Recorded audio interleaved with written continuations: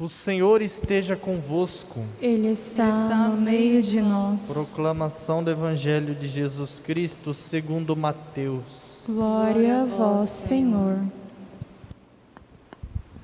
Naquele tempo, disse Jesus aos seus discípulos: Não deis aos cães as coisas santas, nem atireis vossas pérolas aos porcos, para que eles não as pisem com os pés, e voltando-se contra vós vos despedacem.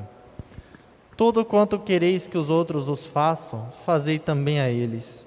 Nisto consiste a lei e os profetas. Entrai pela porta estreita, porque larga é a porta e espaçoso é o caminho que leva à perdição, e muitos são os que entram por ele. Como é estreita a porta e apertado o caminho que leva à vida, e são poucos os que o encontram. Palavra da salvação. Glória a vós, Senhor.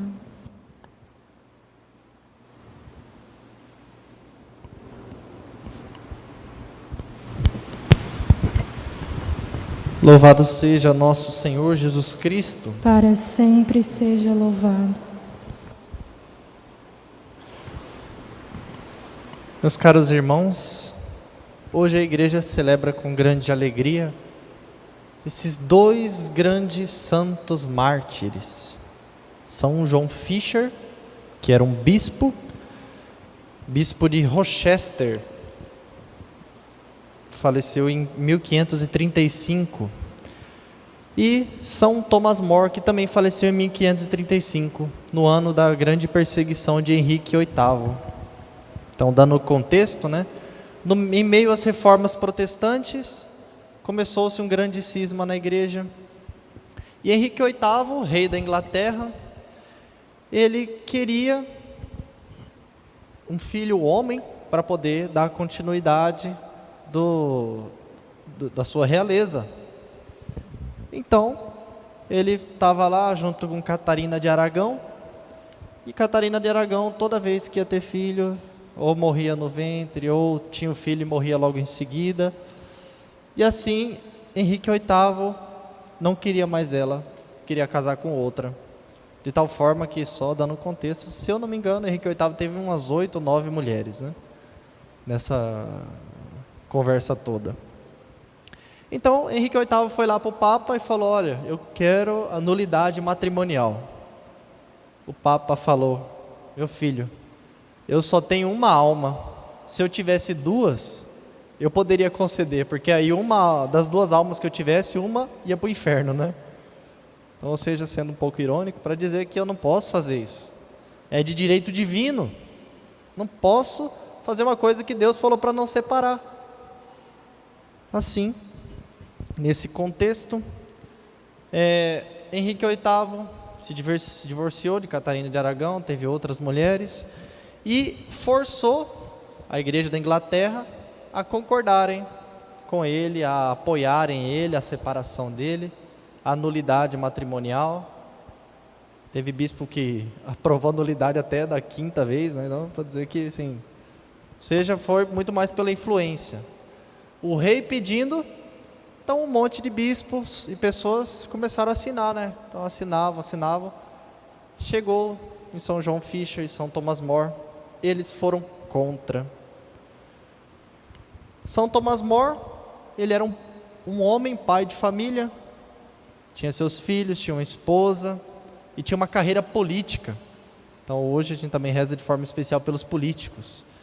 Então São Thomas More, uma carreira política, um homem de exímias virtudes, ele foi chanceler do rei.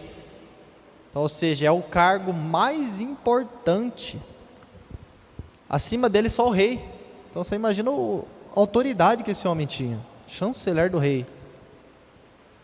E diante disso, São Thomas More teve que tomar uma decisão. Ou ele seguiria sua consciência, sendo fiel à fé, à doutrina, ou ele, que nem os outros estavam falando, né, seja companheiro, né, incentivando ele ao companheirismo, se conformar com o rei, né. São Tomás More, primeiro, deixou claro, tentou se ausentar dessa... Houve toda uma questão retórica, né? Ele soube se defender muito bem. Aí perguntava, então o que você acha? Ele fala, não, esse juízo não cabe a mim, cabe à Santa Sé. E eu obedeço aquilo que a Sé Apostólica colocou. Ou seja, o Papa, né? Então, indiretamente, ele está lá sendo contra.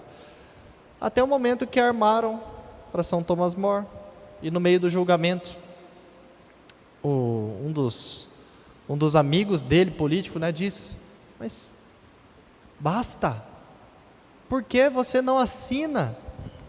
Todos nós aqui assinamos, por que por companheirismo você não assina? E São Tomás More diz, se você está sendo fiel à sua consciência, você vai para o céu, e eu, se eu assinar, eu estarei indo para o inferno. E você, por companheirismo, iria me acompanhar no inferno? Assim São Tomás More deixou bem claro. E quando armaram, também um amigo dele o entregou, fez até algumas acusações a mais, né? São Tomás More olhando, agora não preciso ter prudência nas minhas palavras. E assim, um discurso que ele fez, defendendo, né, a doutrina a respeito do matrimônio, e dizendo que para ele seria uma alegria ir para o céu mais cedo, né? E ele escrevia cartas da prisão para consolar seus familiares, né? Falando que para ele seria uma grande alegria dar sua vida por Cristo. Então, que na verdade ele encontrou, então coincidência com a passagem de hoje, né? Ele encontrou a porta estreita. Como é estreita a porta? Apertado o caminho que leva à vida, poucos os encontram. No meio daquele tribunal, a galera, todo mundo estava a favor do rei. Então, todo mundo lá, o rei falou, é nulo. Tomás More disse, não foi como todo mundo. Foi o dos poucos que encontraram o caminho da salvação. Assim, o rei Henrique VIII, diante dessa controvérsia do matrimônio dele, ele rompeu com a igreja, né? Ele falou assim, a partir de agora eu que mando aqui, eu sou autoridade espiritual aqui na Inglaterra, então é como se fosse um papa, né? Então assim surgiu a igreja anglicana. Então, daí surgiu a igreja anglicana a partir de Henrique VIII. Então, um grande cisma. E o Henrique VIII, ele não se importava muito com algumas pessoas assim concordarem ou não, mas ele se importava muito com a opinião de Tomás More, porque além de ser uma pessoa muito próxima, era uma pessoa que todo mundo tinha um respeito. O que aquele homem falava, todo mundo sabia que era justo, todo mundo tinha aquele homem como um homem extremamente respeitado. Então, se Tomás More estivesse do lado do rei, ele saberia que seria aceito por todo mundo, porque todo mundo escutava ele, né? Então, o rei assim tentava dobrá-lo, mas não teve como, no ímpeto de ira, quis, né, dessa forma, decapitá-los. Então, São João Fisher e São Tomás More, grandes santos que viveram cristãomente. São João Fisher no meio episcopal, como bispo da sua diocese, e São Tomás More como um pai de família, que soube honrar a fé até o fim, educando seus filhos muito mais do que com a sua presença, mas sim pelo seu exemplo de fé. Então, quem lê as cartas dele na prisão, entende bem do que eu estou falando, né? A educação da fé que ele dava para consolar os filhos dele e a mulher dele. Então, um homem de grande bravura e um exímio político. Meus irmãos, então nesse dia que a igreja celebra São Tomás More e São João Fisher, possamos suplicar intercessão também pelo nosso Brasil, para que venham ao poder homens virtuosos, capazes de morrer pela própria fé, de lutar por uma consciência reta, como São Tomás More fez, porque A gente vê que no meio político, a pessoa não luta pela consciência reta. Ela vai naquilo que é conveniente, não daquilo que é verdadeiro. Então, é conveniente isso, é conveniente aquilo. Não, é verdadeiro isso, é verdadeiro aquilo. Então, por intercessão desses santos, possamos também nós, a exemplo deles, sermos fiéis. Fiéis ao bom Deus até o derramamento de sangue, se necessário. Então, uma última indicação, né? Tem um filme que lançou deles, O Homem que Não Vendeu a Sua Alma. Então, vale a pena, tá? É filme de São Thomas More.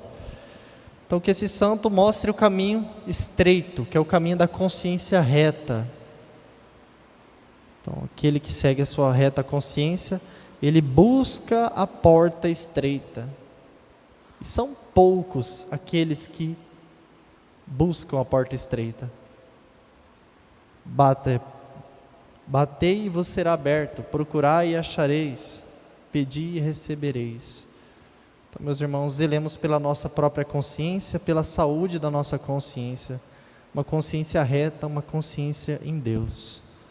Louvado seja nosso Senhor Jesus Cristo. Para sempre seja louvado.